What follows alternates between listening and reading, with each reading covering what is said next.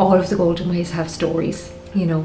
It's not just, you know, about the academics of the natural heritage. They're real, they're in the community, they're living landscapes, they're, you know, people can identify with them, and, you know, they tell a story. What's very important about this project, that it's very much led by the local people. And I think that's what the crux of the thing is, that it actually is their work and it is inspired by what's on their walks. So the idea being that we're going to have a series of panels and a series of this artwork, while there'll be an overall kind of Golden Way theme, each of them will be unique and particular to that Golden Way.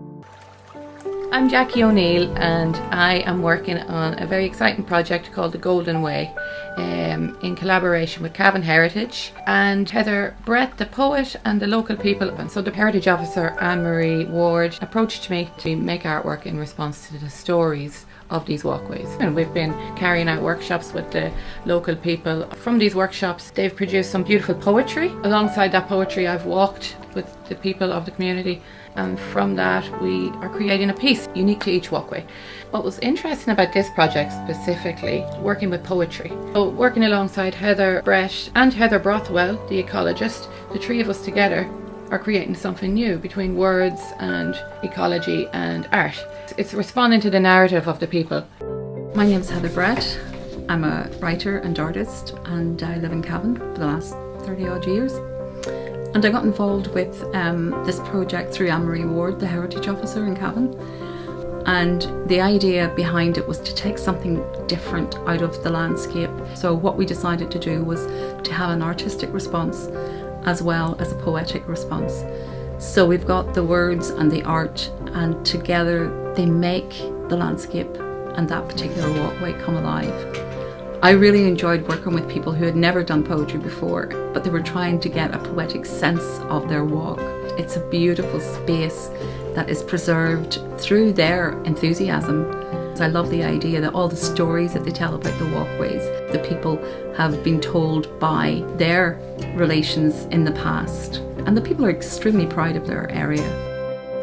A lot of the work was paved out for me when I arrived, really. Heather had done such beautiful poetry with the local people, and then walking with the people and just listening to them, like really all I had to respond to was what was already in front of me.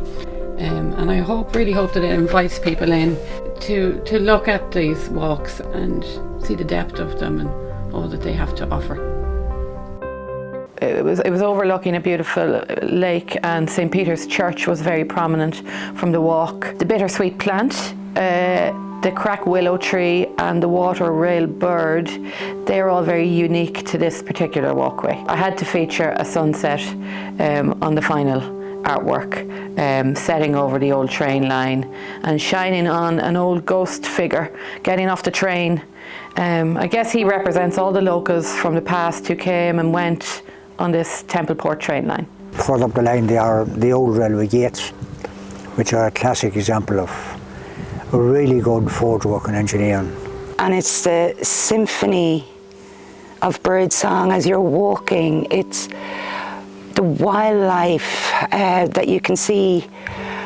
I think it's about your senses. It fills your senses, each and every one of them, smell, touch, taste, everything.